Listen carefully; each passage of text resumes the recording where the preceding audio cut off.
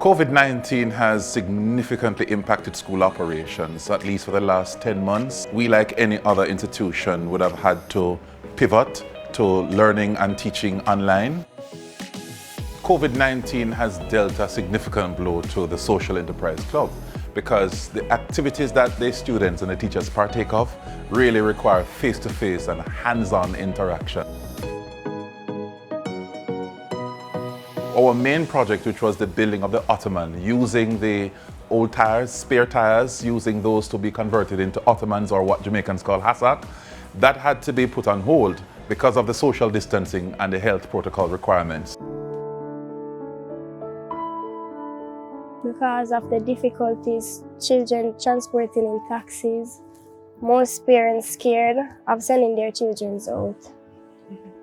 Yes, so that I have to just pause till school open back. We have now set up like a WhatsApp group, so we communicate the relevant information to club members, and for those persons who are unable to have access to a device or internet connection, so each one teach one, so it's like a ripple effect. This really fits into the whole idea of what social enterprises do around the world. It's set up to help people think critically and problem solve. Now we are seeking to embark on an online tutorial service.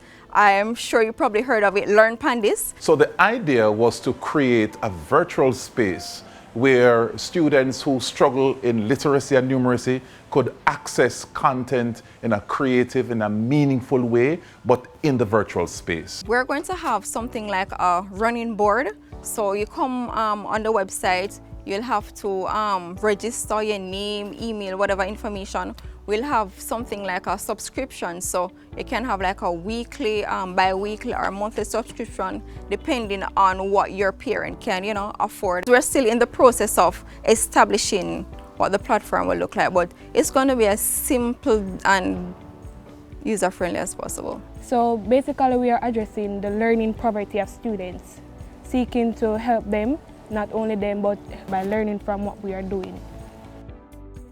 It's really a good example of what we're teaching young people to do and change as they progress through high school into the work world, as we're seeing where young people now are changing the approach to their social enterprises to fit into the online work environment that they are now engaged in. In life, that's one of the key skills that you have to learn, is how to be adaptable.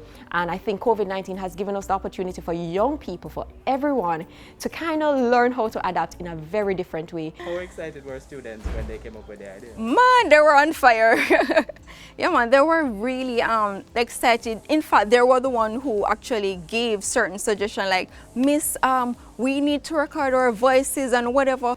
So doing the audio feature would both basically help them, knowing that it's somebody, they're one of their colleague, one of their friends reading, inspiring them as how to read, etc., etc.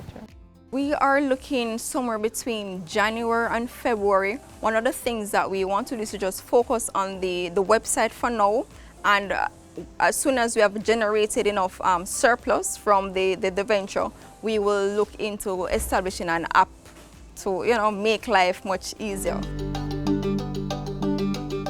We'll be operating in digital space.